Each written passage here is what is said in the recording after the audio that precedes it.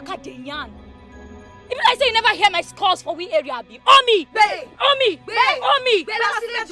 Na me be Omi. Omi na water. I be people friend and at the same time I be their enemy too. Na me they give life and na me still they collect am. They know they drink me finish. Look me. I go drink you finish. Throw away sachets. It be like say Chris stay your head. No allow my skin color deceive you. No allow this stature confuse you. Because I go bust your head and nothing go suck. When a very handsome young man becomes the love interest of every young girl in the hood, but his sight is set on just one, a ghetto love story unfolds and a retinue of events leading to personality clashes, skirmishes and a love triangle ensues in this coming-of-age drama. Hello beautiful people and welcome to Box Office Africa, where we discuss and dine with everything Nollywood and motion pictures locally and globally. Today we have yet another interesting movie review, all for your viewing pleasure. It is titled Girls in the Hood, from the stables of Destiny Etiko Productions. The movie has a very lean cast of mostly very young upcoming acts, with only 2 established acts on this set. Destiny Etiko is cast as Christy, the strict elder sister and disciplinarian who goes all out to guide her younger sister from making wrong choices.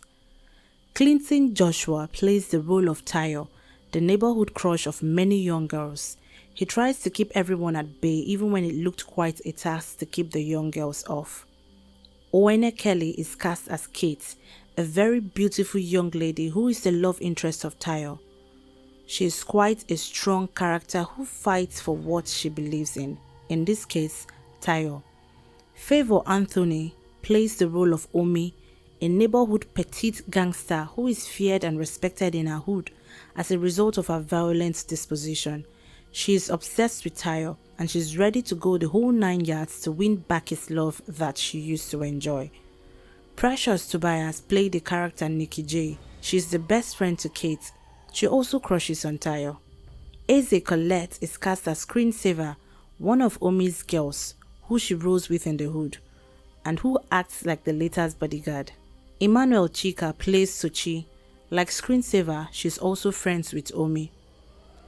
Story, Destiny Etiko.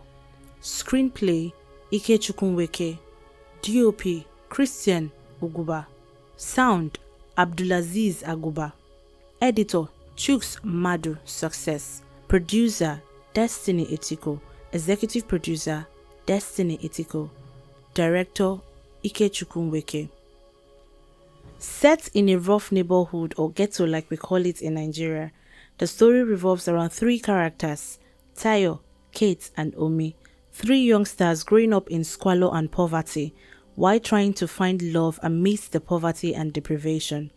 The plot takes a look at what it looks like for young people growing up in poverty as they prioritize crime, drugs and other vices. Limited by life choices, these youngsters try to cope with the harsh realities by finding love and happiness at whatever cost. Clinton Joshua, who was cast as Tayo, the sweetheart of all the young ladies, tried to keep it real. Unfortunately, he was a bit detached from the young females. He was more like a senior brother to these ladies rather than a love interest. Destiny Etiko was quite minimal in her appearances. I love the fact that she took the backseat to allow the young acts in the film shine. Owene Kelly in her role as Kate did a good job. Her expressions were on point, good character interpretation, and fairly good screen chemistry with other casts, especially Clinton. Overall, she did good, and as an upcoming actress, would love to see more of her bringing her thespian side to the test. Favor Anthony, who was cast as Omi, a neighborhood little gangster, carried the role expertly. She's still relatively new and I'd say she was by far the best act in this flick. I love her expressions, transitions from gangster to lover girl and back. Then her line delivery was superb, good acting I must say. Precious Tobias is another interesting act who was cast as Nikki J. She brought in some novelty and plot twists that added a little zest to the drama. Her outing and inclusion was a good one. We look forward to seeing her in more challenging roles in the future. The picture quality was quite good, especially for YouTube standards. Though the grading wasn't cinematic enough, But then, the pictures and the scenes complemented the story. This walks away with a B.